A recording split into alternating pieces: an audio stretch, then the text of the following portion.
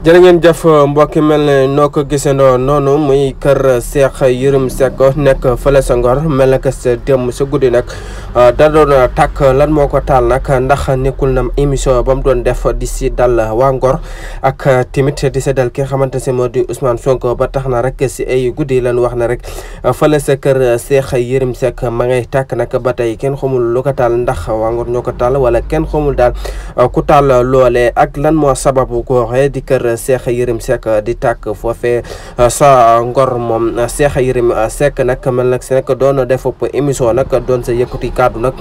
dik jëmale si waa Ngor ak si ki nga xamante ne si moo di Ousmane Sonko ndax nekkul na loolee lekk nit ñi mere ba tax ñuy jéema dem di taal li nga xamante ne si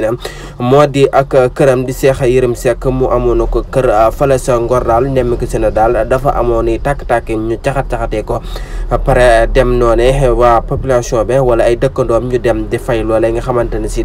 moo di ak këram di Cheikh Yérim Seck woo leen tey abonné tey partagé ba